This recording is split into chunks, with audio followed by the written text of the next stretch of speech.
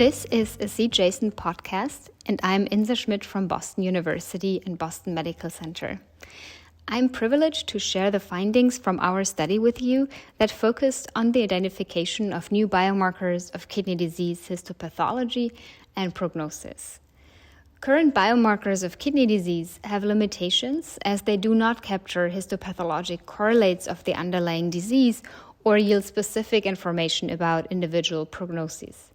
To address this, we used the Boston Kidney Biopsy Cohort, a prospective observational cohort study of patients undergoing a clinically indicated native kidney biopsy with adjudications performed by two renal pathologists who provided semi-quantitative scores of kidney inflammation, fibrosis, vascular sclerosis, and tubular injury.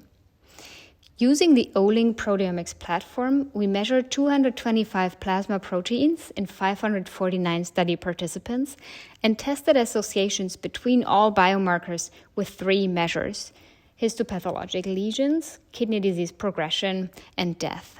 The analyses were adjusted for multiple testing using Bonferroni correction.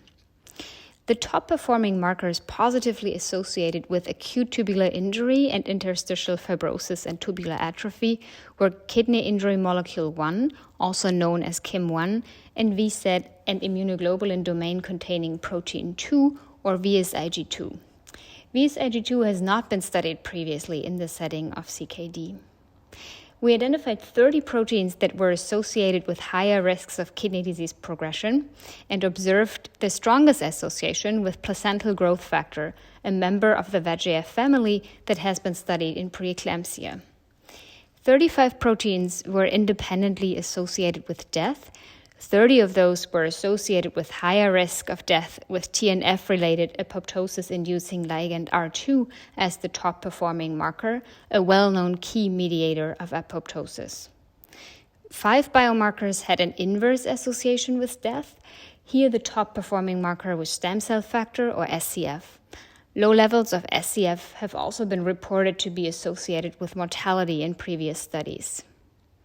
In summary, we identified several biomarkers associated with kidney disease histopathology and prognosis, many of which have not been reported previously and may represent important avenues for future research. I would like to close by thanking the editorial team at See Jason and acknowledging my co-authors who all made important contributions to this work.